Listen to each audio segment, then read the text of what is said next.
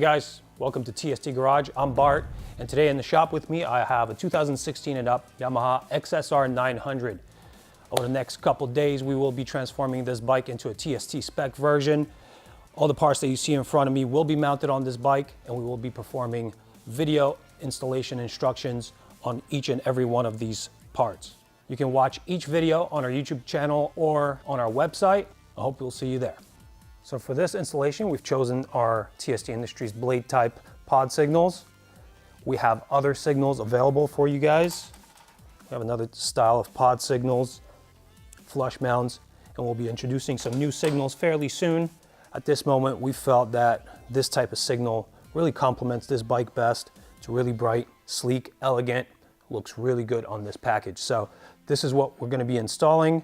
We are going to be helping the installation through our adapter plates that cover the hole left behind by the OEM signals and enable easy assembly onto the bike.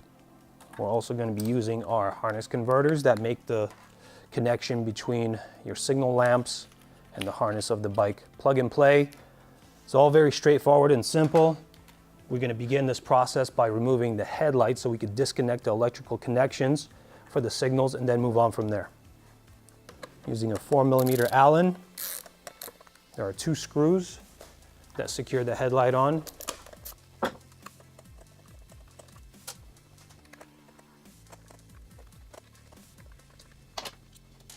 And then we'll have to pull out the bottom side, and the top side just tabs in. This tab here that interferes with locking geometry here. Once that comes out, we can disconnect the bulb and put this assembly to the side. Now we have access here to all of this wiring. You have to disconnect the black and gray plugs here. This is simply done by prying up on the locking feature here on this female plug, and these things just withdraw.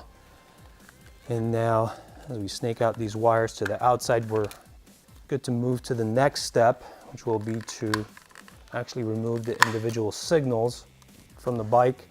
These signals are held in via a jamming fastener that just pops out. And then you can grasp the entire lamp, turn it and pull, and that comes out. I'll show it to you guys here outside.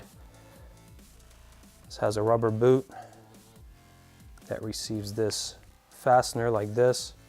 If you pry up on the boot, it releases this fastening feature and it comes out like I showed you.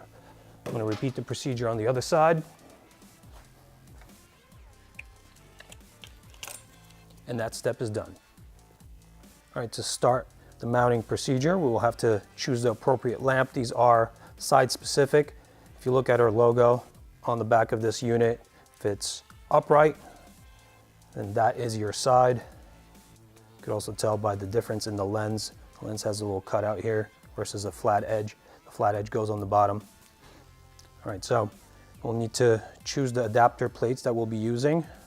Our kits come with 2 of these, and 2 washers. We've omitted the washers because they're not necessary for this installation. The larger plate goes on the back side, smaller on the outside. I've already taken the fastener and the washer off this unit. I'm just gonna feed the wires through the holes and on through the other side. Fit my signal on here, and then the washer will go on first. Sort of tough to do without a helping hand.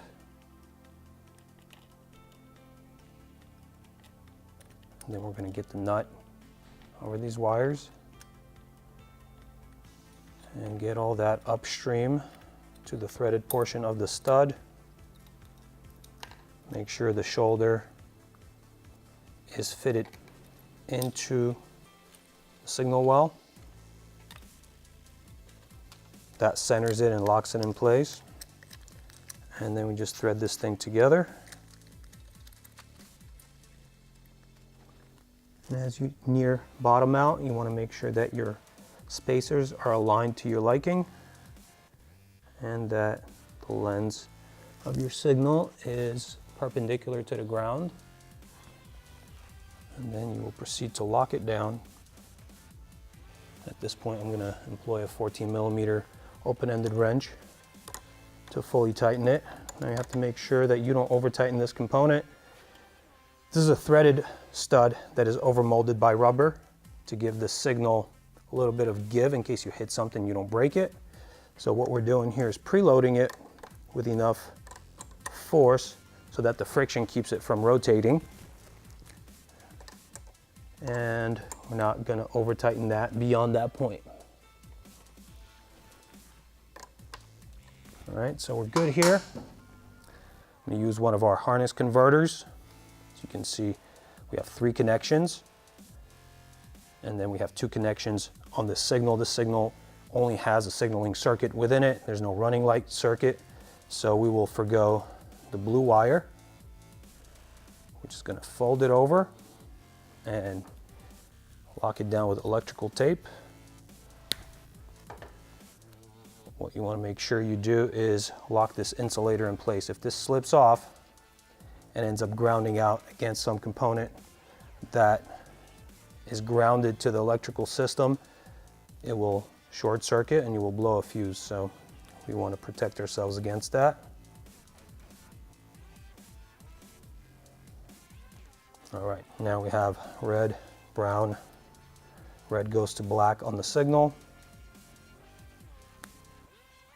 Brown goes to yellow on the signal. And again, we want to make sure that these insulators stay on the metal contacts that they're meant to insulate. We are going to do that with electrical tape.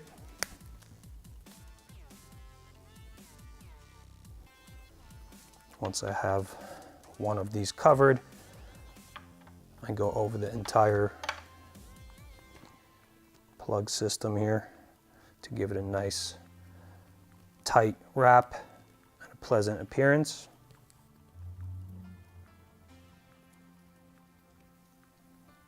And here I'm just going to go all the way down to the blue one and encase it as well.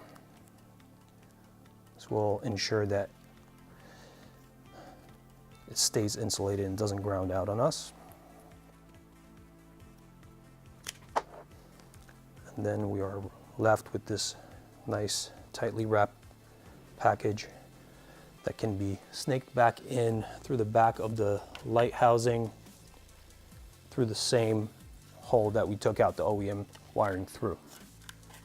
We'll eliminate the slack here and then power up the bike, turn on this side signal and see which one that's going to be.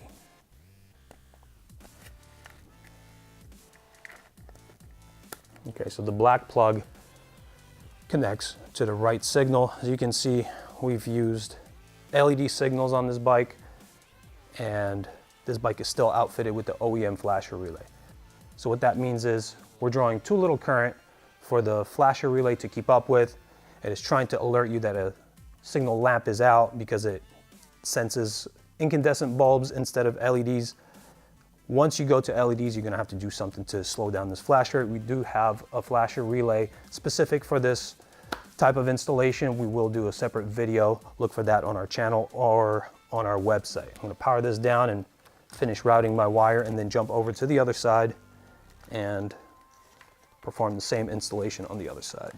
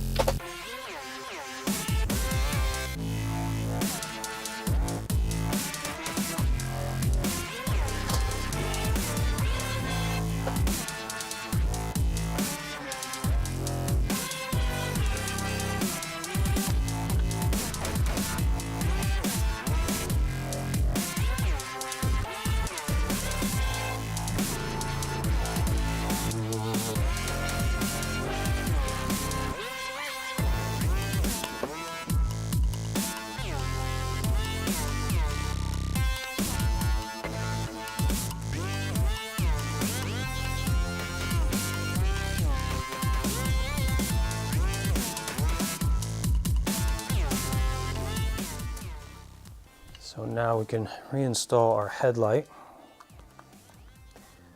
Just have to make sure that the wire bulk distribution back here is as low profile as possible, otherwise we'll have an issue with fitting this thing in.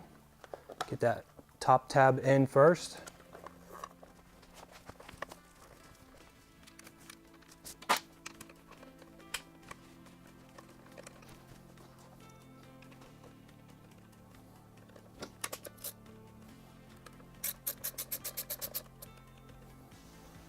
And this installation is complete. I will test it one more time. And that's it. Took me about 10 minutes. Really nice results. Really cleans up the whole look of the front. They're very, very bright and much more elegant than the OEM units. And they take a very short while to get them installed. Anyway, I'm done here. I enjoyed this installation. I hope you guys enjoyed the video. Check out our website, tstindustries.com. You'll find these parts and other parts like it for this bike and other Yamahas and different bike brands.